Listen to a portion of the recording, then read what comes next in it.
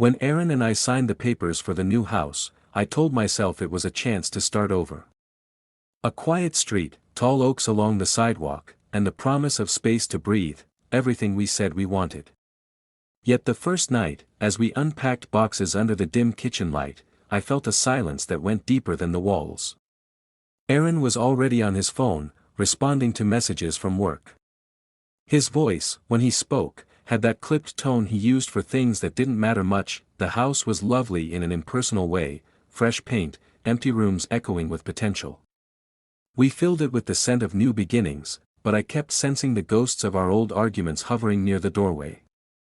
Maybe that's what moving meant, carrying invisible luggage into a new space. Aaron left early each morning.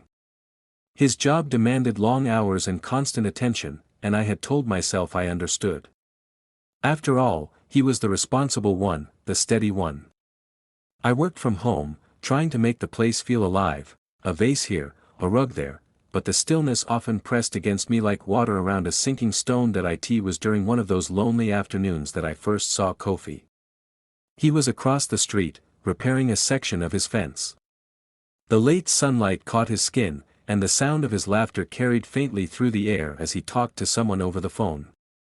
When he noticed me watching, he waved, a simple, open gesture that startled me with its warmth. The next day, he was there again, this time watering plants in his yard. I nodded in greeting, and he crossed the street with a casual stride, introducing himself as if it were the most natural thing in the world. "Welcome to the neighborhood," he said, offering a firm handshake. "I'm Kofi." I told him my name, and we chatted for a few minutes. His voice was deep but calm, his accent rhythmic in a way that made ordinary words sound like music. He asked where we'd come from, what we thought of the place so far, and when I mentioned the endless unpacking, he laughed. "It'll take time," he said. "A house doesn't become home in a week. It has to meet you first." That night, as I set the dinner table, I repeated his words to Aaron. He only shrugged. "If the place has plumbing and Wi-Fi, it's home enough for me." He didn't mean to be dismissive, but I felt the small sting of it. I watched him scroll through his messages, the glow of the screen reflecting in his eyes more brightly than the candle between us. Days passed like soft repetitions. I would see Kofi outside often, fixing something, trimming the hedges, waving to passers-by. Sometimes he'd stop by with a smile and an easy comment about the weather or the slow progress of our garden. One afternoon, when I struggled with a heavy box in the garage, he appeared without asking, lifting it as if it weighed nothing. "You shouldn't be doing that alone," he said. "Neighbors help each other here." We shared a laugh, and for the first time since moving, I felt something lighten inside me. His presence had a calm, grounded energy that filled the space Aaron's absence left behind. It wasn't that I wanted to replace my husband, it was that I wanted to feel seen again. A few evenings later, when the air cooled and the cicadas hummed in the trees, Kofi invited me for coffee on his porch. I hesitated at first, telling myself it was just a neighborly gesture, but curiosity outweighed caution. His house was modest but vibrant, filled with earthy tones, patterned cushions, and framed photos of smiling faces I didn't recognize. "Family?" I asked, glancing at one. "Back home," he said softly. "Ghana. I miss them sometimes." We talked for hours about small things, the weather, music, the strange quiet of suburban life. But beneath the surface, there was something unspoken, a thread of understanding that neither of us tried to name. When I finally stood to leave, the street was silent except for the rustle of leaves. He walked me halfway across the road and said, "It's good to have someone to talk to. You seem honest." That word lingered in my head as I went to bed. Honest. It wasn't how I saw myself lately. Not with the half-truths I told Aaron about how happy I was, or how I brushed away my own loneliness like dust from the furniture. The next morning, Aaron rushed out before sunrise again. He kissed my forehead distractedly, already thinking of emails and deadlines.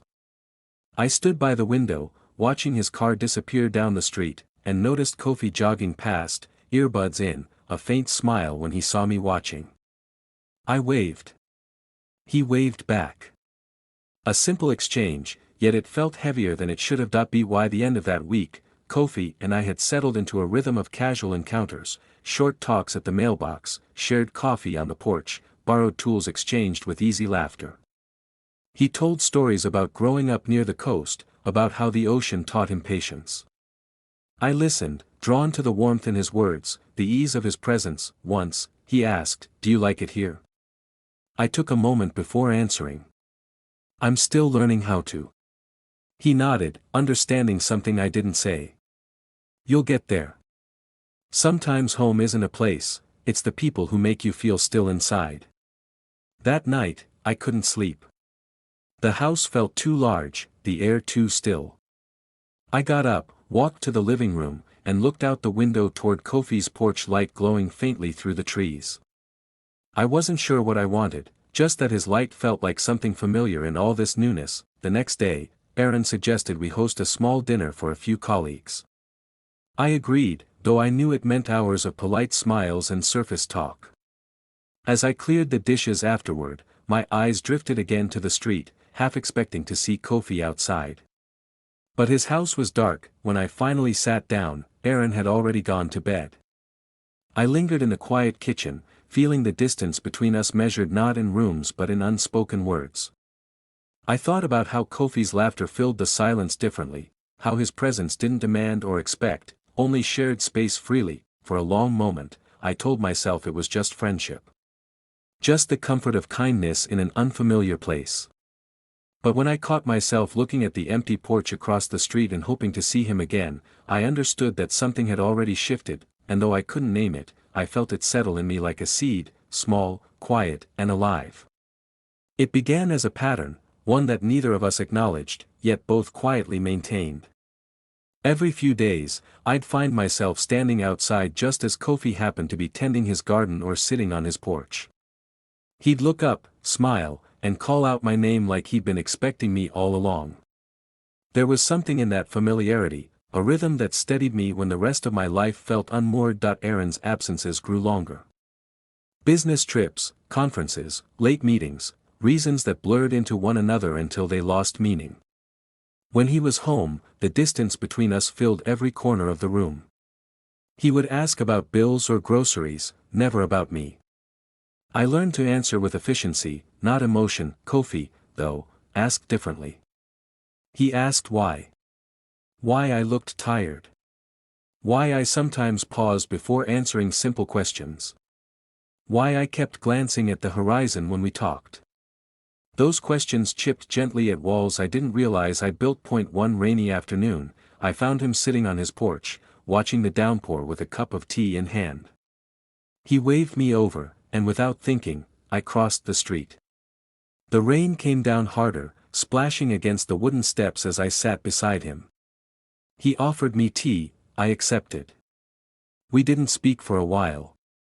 The sound of rain filled the silence, soft and constant. After a few minutes, he said, "You seem different lately. Quieter." I smiled faintly. "Just adjusting." He studied me, eyes thoughtful. "Or pretending?" The word struck deeper than I expected. I looked away, tracing the raindrops sliding down the railing. "Maybe both," I admitted. That he nodded slowly. "Sometimes, pretending is how we survive." That night, I thought about his words long after Aaron had gone to bed. The rain still echoed in my mind, the warmth of Kofi's voice, the ease of his presence. It wasn't romantic.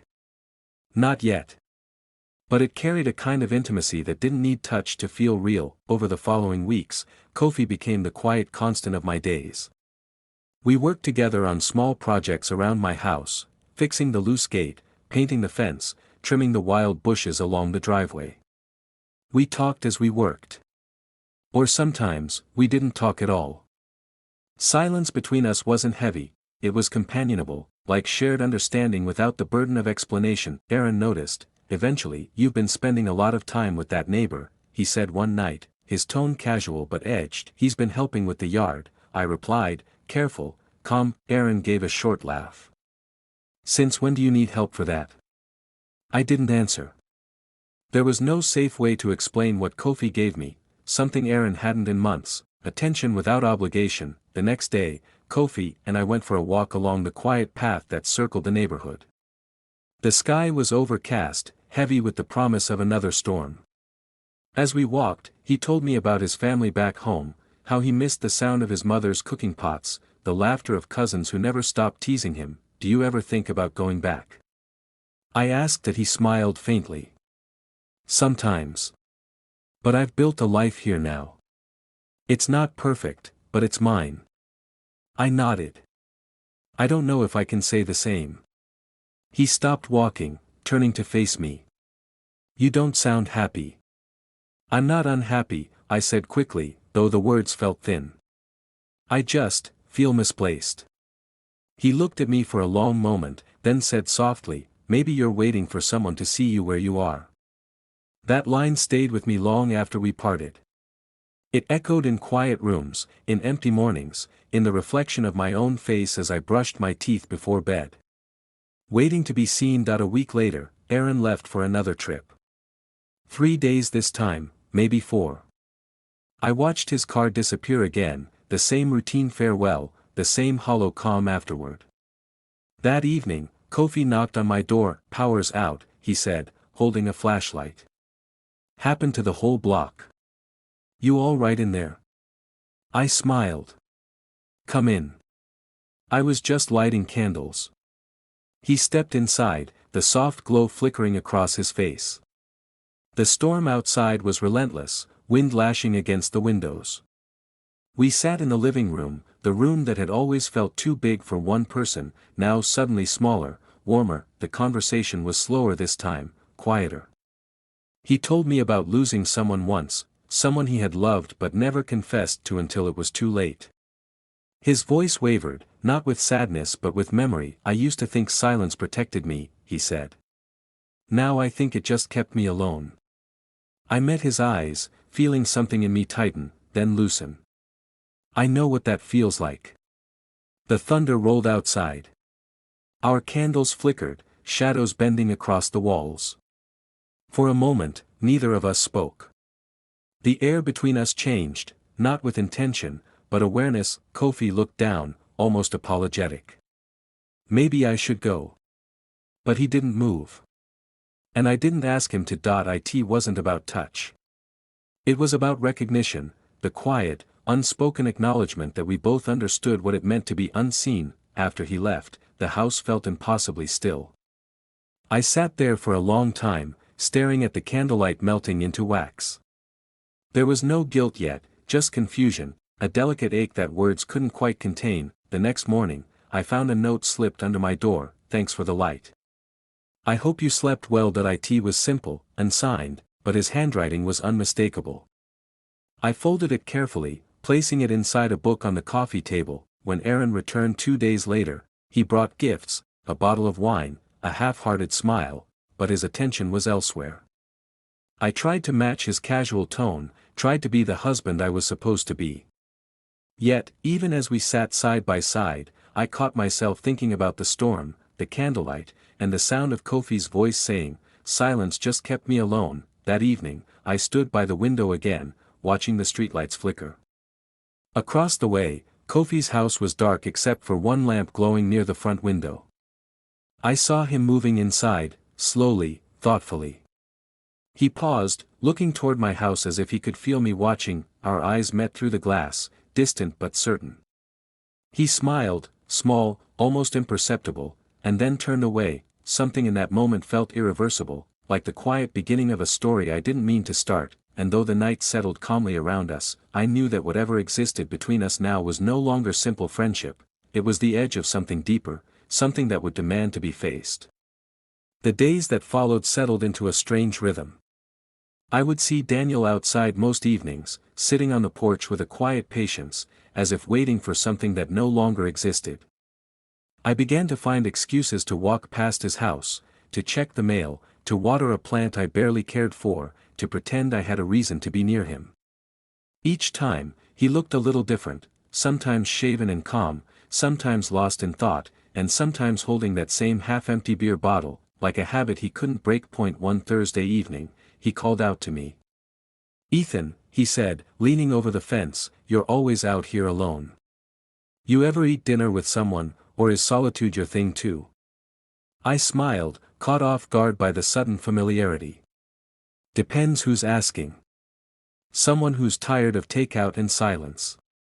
That was how it began, dinners that felt harmless, ordinary. The first night, we ordered Chinese food and sat in his living room, the air filled with the faint scent of soy and ginger. The space felt strangely hollow, like a house rearranging itself after being emptied. I noticed that the walls were bare where picture frames had once hung. There was a faint tan line where Clara's photos used to be. He caught me looking. She took the frames, too, he said, without bitterness. Didn't even leave the nails. We both laughed, but it was a quiet, tired kind of laughter. Our conversations drifted from small talk into something heavier, like water seeping through a crack. Daniel spoke about his marriage the way some people talk about weather, inevitable, unchangeable. We stopped talking years before we stopped being married, he said. I just didn't notice the silence anymore. I listened, unsure what role I played in his healing, a neighbor, a witness, or something he hadn't named yet. I told him about my own failed relationships, about how I'd learned to fill loneliness with work and distraction. He smiled faintly. Guess we're both specialists in pretending. The more time we spent together, the more I began to recognize the small details of him, the way he rubbed the back of his neck when he was uncertain, the pause he took before admitting anything personal, the low hum he made when he was thinking. There was no clear moment when concern turned into something else, but I started to feel it, a quiet pull I couldn't rationalize. One evening, I found him fixing a loose porch step. He was wearing an old gray t-shirt, the kind softened by years of wear. His forearms were streaked with sawdust. He looked up and grinned. Want to hand me that screwdriver?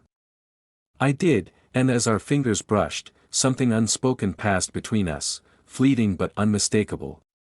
He hesitated for a fraction of a second, then continued working as if nothing had happened. I tried to act natural, but my heart gave itself away. When the step was done, he sat back and sighed. You ever feel like you're rebuilding something you know will never be the same again? I nodded. All the time. He looked at me, eyes catching the fading light. That's what this house feels like. Every nail I drive in just reminds me of what's missing. That night, the air turned colder. A thin drizzle began, and the smell of wet soil filled the neighborhood. I helped him carry the tools inside. His living room was dim, the light of a single lamp stretching long shadows across the floor. Music played softly from a speaker, something slow and instrumental. Stay for a bit, he said. It's miserable out there. We sat on opposite ends of the couch, our conversation wandering. He asked me about my family, my work, my reasons for staying in this town. I answered honestly, though I could feel his attention resting on more than my words. The rain intensified, tapping steadily against the windows. At one point, he leaned back and exhaled. It's strange, he said. I spent years trying to be what she wanted, strong, reliable, predictable. But in the end, none of that mattered. She said I'd become a stranger. Maybe she just stopped seeing you, I said quietly. He turned to me, eyes searching. Do you?